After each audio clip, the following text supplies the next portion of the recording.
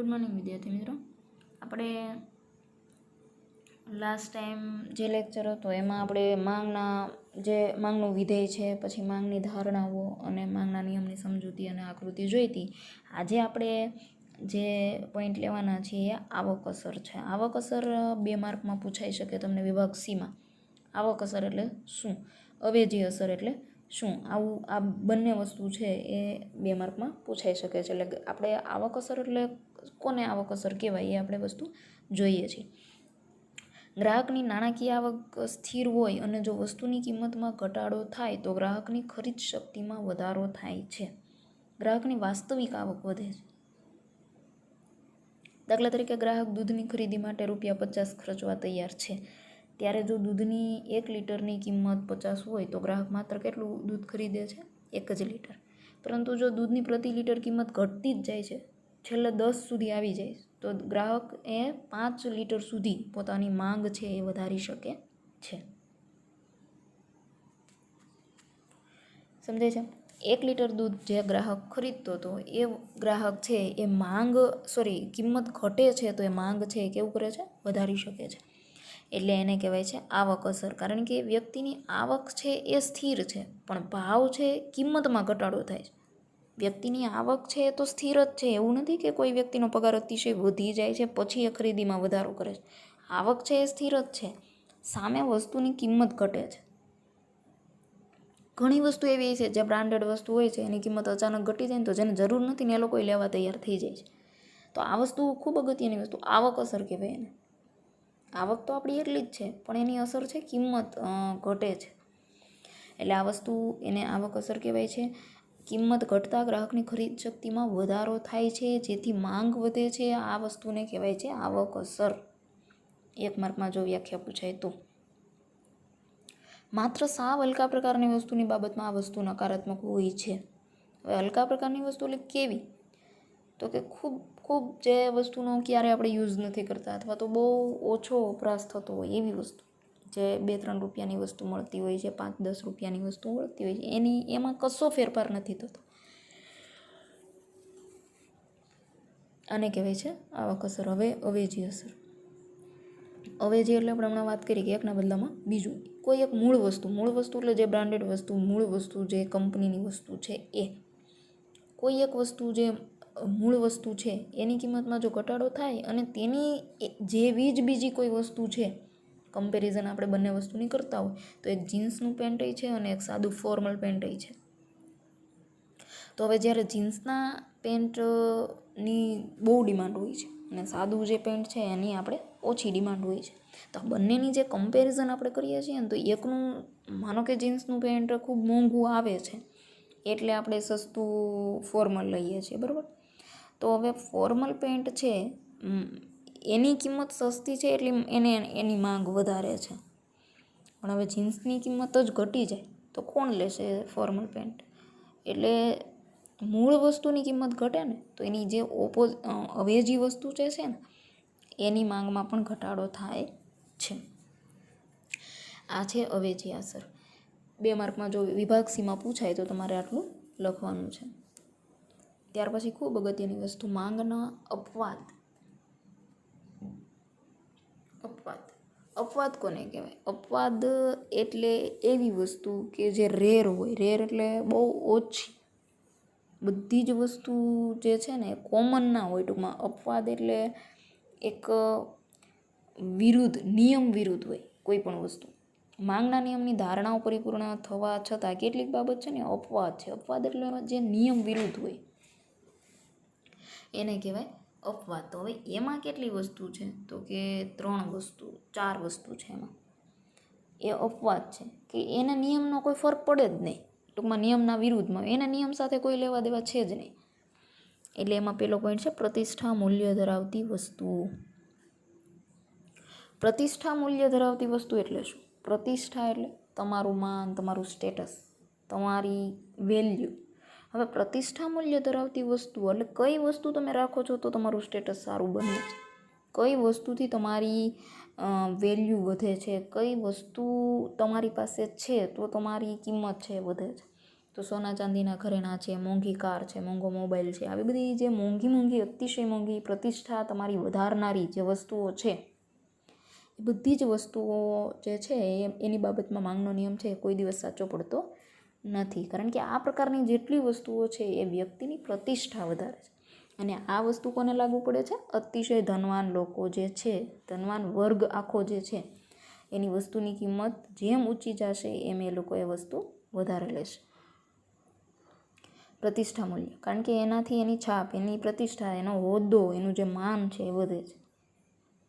હવે અતિશય મોંઘી વસ્તુ, દાખલા તરીકે કોઈ બહુ ખૂબ પૈસાવાળી વ્યક્તિ હોય છે એટલે એમાં ક્રિકેટરો બધા આવી જાય, સેલિબ્રિટી બધા આવી જાય, બહુ ધનવાન વર્ગ એમાં આવે છે કે જેમ વસ્તુની કિંમત વધે ને એ લોકોએ વધારે વસ્તુઓ ખરીદે. કારણ કે એને ખબર છે કે અમારી સિવાય આ વસ્તુ કોઈ પાસે જોવાની, આપણે નથી જોતા કે બધા સૌથી મોંઘી કાર કોની પાસે છે, તે મોંઘી જ છે, કારનો ભાવ વધ્યો છે એટલે એ કાર ખરીદે છે. એને ભાવ સાથે કોઈ લેવા દેવા નથી, એને એક પ્રતિષ્ઠા વધારવી છે. એટલે આ બધી વસ્તુઓ જે છે એ પ્રતિષ્ઠા મૂલ્ય વસ્તુ એને કહેવાય છે. એમાં વસ્તુની કિંમત જેટલી ઊંચી જાય ને એટલા એ લોકો માંગ ઘટાડવાને બદલે શું કરે છે? વધારે છે. એટલે કે નિયમ વિરુદ્ધ જાય છે. કિંમત ઓછી હોય ને તો એની પ્રતિષ્ઠા મૂલ્ય ઓછું જાય. કંઈ ધોની કે કોઈ વિરાટ કોહલી કે કોઈ પણ છે એ વ્યક્તિ કંઈ જેમ સસ્તી કારની કિંમત ઘટશે તો જ કાર લેશે એવું થોડું કરશે એ લોકો. પ્રતિષ્ઠા મૂલ્ય ઓછું હોવાનું માનીને ધનિક લોકો આવી વસ્તુની માંગ ઘટાડે છે કે એવી સસ્તી કાર છે ને એવી નથી લેવાની, એનો ભાવ ઓછો છે, આપણે જેટલો વધારે ભાવ છે એ જ કાર લેવાની. તો આ બાબતને માંગનો નિયમ છે એ ક્યારેય આ વસ્તુ સમજી શકતો નથી. ત્યાર પછી બીજો પોઈન્ટ છે અત્યંત સસ્તી વસ્તુ. હવે અત્યંત સસ્તી વસ્તુ એટલે ખૂબ ચીપ જે વસ્તુ કહેવાય.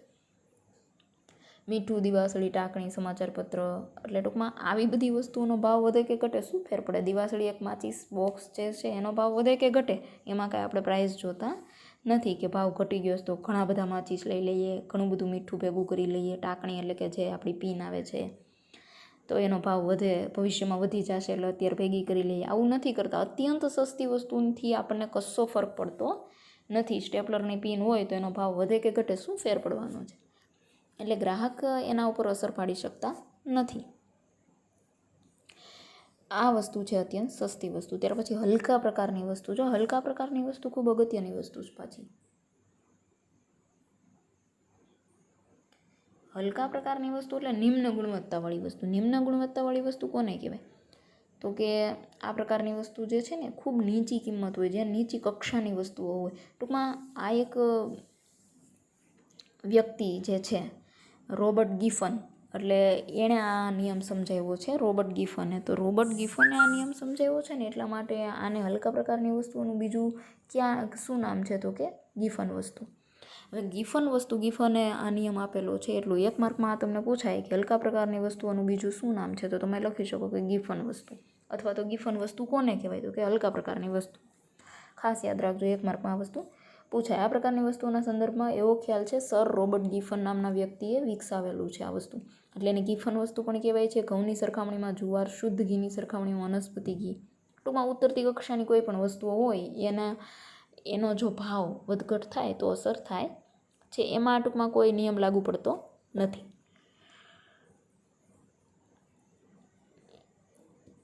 જુવારની સરખામણીમાં ઘઉંની ખરીદી કરવા પ્રેરાય છે. જુવારની કિંમત ઘટી જાય તો જુવારની માંગ વધવાને બદલે ઘટે છે. ટૂંકમાં જ્યાં નિયમ લાગુ નથી પડતો એ બધી જ વસ્તુ. પછી છે ગ્રાહકની પસંદગી. ખાસ અગત્યની વસ્તુ. આપણને જે વસ્તુ પસંદ છે, આપણને જે વસ્તુ ખરીદવાની ઈચ્છા છે ને એમાં એનો ભાવ ગમે એટલો વધારે હશે અથવા તો એનો ભાવ ગમે એટલો ઓછો હશે તો આપણને કોઈ ફરક પડશે નહીં. એટલે ગ્રાહકની પસંદગી. જ્યારે કોઈ ચોક્કસ પ્રકારની વસ્તુ માટે પોતાની ધારણાઓ બાંધી લે ગ્રાહક, તો આવા ગ્રાહકનું વલણ કારણે વસ્તુની કિંમત વધે અથવા તો ઘટે કશો ફરક પડતો નથી. કોઈ ચોક્કસ પ્રકારની ટૂથપેસ્ટ, માનો કે દાખલા તરીકે આપણે જે બ્રશ સવારના પોરમાં જે કોલગેટ યુઝ કરીએ છીએ વર્ષોથી, તો પછી એનો ભાવ વધે છે કે ઘટે છે, આપણને બીજી ટ્યુબ ગમતી નથી. એટલે ગ્રાહકની પસંદગી ઉપર જાય છે. આ 4 પોઈન્ટ ખૂબ અગત્યના છે. 4 પોઈન્ટ આપણે જોયા. માંગના નિયમના અપવાદો જ્યારે પૂછાય વિભાગ ડીમાં 3 માર્કમાં, તો તમારા લખવાના માંગના નિયમના અપવાદો. એમાં પહેલું છે પ્રતિષ્ઠા મૂલ્ય ધરાવતી વસ્તુ, બીજું છે અત્યંત સસ્તી વસ્તુ, ત્રીજું છે હલકા પ્રકારની વસ્તુ અને ચોથું છે ગ્રાહકની પસંદગી. ખાસ યાદ રાખજો વિદ્યાર્થી મિત્રો.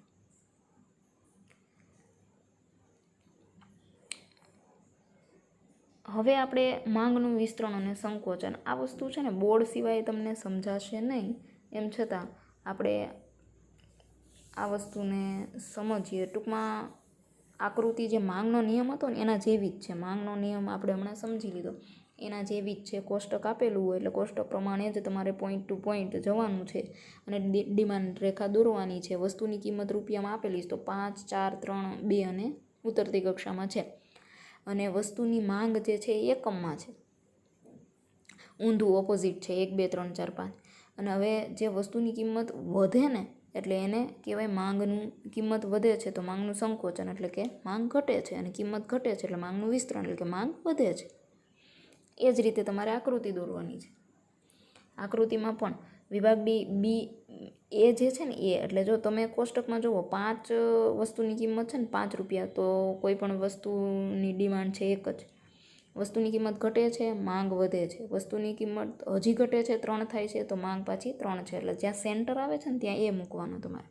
પછી એ થી બી એટલે સંકોચાય છે, પાછું જાય છે. તમે જુઓ સંકોચન એટલે ઘટવું. પછી એ થી ડી એ વિસ્તરણ પામે છે એટલે કે વધે છે. તો એ રીતે એની આકૃતિ તમે સમજી શકો છો. આવી આકૃતિ કદાચ 25 માર્કમાં તો આ પેપરમાં તો નહીં જ પૂછાય, પણ કદાચ પૂછાય તો આપણને આ ખ્યાલ હોવો જોઈએ. વધારો અને ઘટાડો, સંકોચન અને વિસ્તરણ સેમ વસ્તુ એ જ છે, વધારો અને ઘટાડો. તમે જોઈ શકો છો તમારી આકૃતિમાં વધારો અને ઘટાડો છે. બી વચ્ચેના પોઈન્ટ જે છે સેન્ટર પોઈન્ટમાં એ આવે છે. પછી બી અને સી એટલે એ થી બી તરફ તમે જાશો ને એ ઘટાડો કહેવાય, અંદરની તરફ. એ થી સી તરફ તમે જાઓ છો ને એ વધારો કહેવાય માંગનો. અને કોષ્ટક તમારું આપેલું છે. હવે વસ્તુની કિંમત જુઓ તમે, સ્થિર છે, 3 જ રૂપિયા છે વસ્તુની કિંમત. વસ્તુની કિંમત 3 છે તો એ માંગ એક જ છે, 3 છે તો એ 2 છે, 3 છે તો 3 છે, 3 છે તો 4 છે, 3 છે તો 5 છે. ટૂંકમાં કોઈ નક્કી જ નથી. એટલે તમારે એથી બી બાજુ જાઓ એટલે માંગ ઘટે છે, અને એથી સી બાજુ તરફ જશો તમે એટલે માંગમાં વધારો થાય છે. હવે વ્યક્તિગત માંગ અને બજાર માંગ. વ્યક્તિગત માંગ અને બજાર માંગમાં શું ફેર છે? વ્યક્તિગત માંગ એટલે શું અને બજાર માંગ એટલે શું?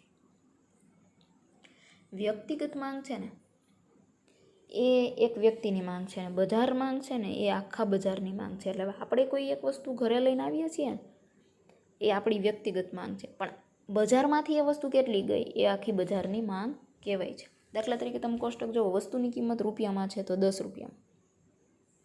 ત્યાર પછી વ્યક્તિની માંગ એકમમાં છે, પછી બી વ્યક્તિની માંગ છે, પછી સી વ્યક્તિની માંગ છે, અને પછી આખા બજારની માંગ છે. એટલે હવે આ કોષ્ટક ખાલી તમે સમજી લેશો ને એટલે તમને બધું સમજાઈ જશે. 10 રૂપિયા એક બોલપેનની કિંમત છે, બરાબર. હવે આપણે સ્ટેશનરીએ જઈએ, એ વ્યક્તિ, એ નામનો વ્યક્તિ છે ને સ્ટેશનરીમાં જાય છે, એક બોલપેન લેશે 10 રૂપિયાવાળી. બી નામની વ્યક્તિ છે ને એ 2 બોલપેન લેશે. સી નામની વ્યક્તિ છે ને 3 બોલપેન લેશે, બરાબર. હવે આપણે એટલે માનો કે એ નામના વ્યક્તિની આગળ કેટલી બોલપેન આવી તો કે એક જ. બી વાળી વ્યક્તિ છે એની પાસે 2, સી વાળી વ્યક્તિ છે એની પાસે 3. એટલે વસ્તુની કિંમત તો કેટલી છે? 10 રૂપિયા. હવે માંગ, મારે એક જ બોલપેનની જરૂર છે, તમારે 2 બોલપેનની જરૂર છે, તો તમે 2 લેશો, હું એક જ લઈશ. કોઈ ત્રીજી વ્યક્તિ છે તો એને 3 બોલપેનની જરૂર, તો એ સી વ્યક્તિ છે કે જેને 3 બોલપેન લેવી છે, એટલે એ 30 રૂપિયાની ખરીદી કરશે. હું 10 રૂપિયાની કરું, તમે 20 રૂપિયાની કરો છો. પણ બજારમાં કેટલી વસ્તુ ગઈ? એ વ્યક્તિએ 1 બોલપેન લીધી, બી વ્યક્તિએ 2 લીધી, સી વ્યક્તિએ 3 લીધી. બજારમાં કેટલી બોલપેન ગઈ? 6 બોલપેન ગઈ એકસાથે. આપણી ઘર કેટલી આવી? આપણે જેટલી લીધી એટલી જ. એટલે જેટલી આપણે ખરીદી કરીએ છીએ એની વ્યક્તિગત કહેવાય, પણ બજારમાંથી કેટલો સ્ટોક જાય છે એ બજારની માંગ કહેવાય છે. એ કોષ્ટક પ્રમાણે તમારે આકૃતિ દોરી લેવાની છે. એવી જ રીતે 4 એની આકૃતિ છે. તો આ વસ્તુ ખાસ તમે જોઈ લેજો. આકૃતિઓ બહુ સિમ્પલ છે. ત્યાર પછી માંગની સાપેક્ષતા. હવે અહીંથી જે પાર્ટ ચાલુ થાય છે ને પેજ નંબર 27થી, ત્યાંથી બહુ હાર્ડ વસ્તુ છે કે જે તમે મોબાઈલમાં અથવા તો ઓનલાઈન આ વસ્તુ સમજવી બહુ અઘરી છે. એમ છતાં આપણે ખૂબ સિમ્પલ રીતે ભણવાના પ્રયત્નો કરશું પણ અહીંયા નેક્સ્ટ લેક્ચરમાં. Thank you.